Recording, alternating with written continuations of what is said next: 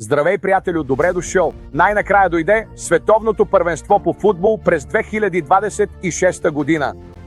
Ти успя! Добре дошъл в нашия град. Знам, че си планирал и се подготвил да извлечеш максимума от този момент, но искам да ти кажа, че колкото и голямо събитие да е световното първенство на FIFA, има още едно, дори по-значимо събитие, което може да се случи в живота ти съвсем скоро. Кой ден е това? Ами това е денят на твоята смърт.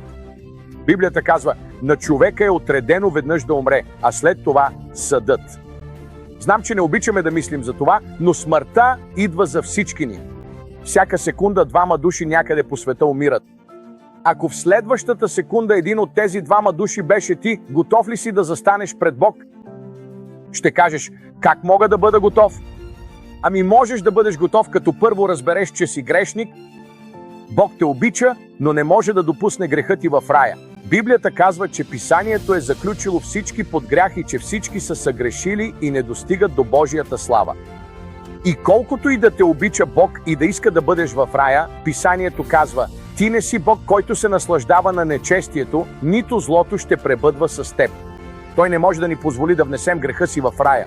Затова, понеже последицата от моя грях е смърт, Исус дойде и умря на мое място, за да плати цената за входа ми в рая.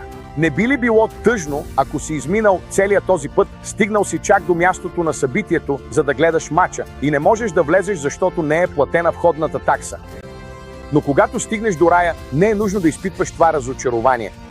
Исус Христос плати за твоя вход в рая преди 2000 години, когато Бог го изпрати да умре на наше място. Защото заплатата на греха е смърт, а Божия дар е вечен живот чрез Исус Христос, нашия Господ.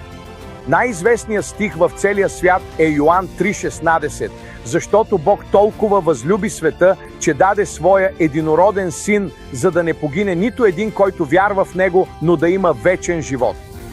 Свържете се с нас чрез този уебсайт и ние ще ви кажем как можете да бъдете готови за деня на най-голямото си събитие.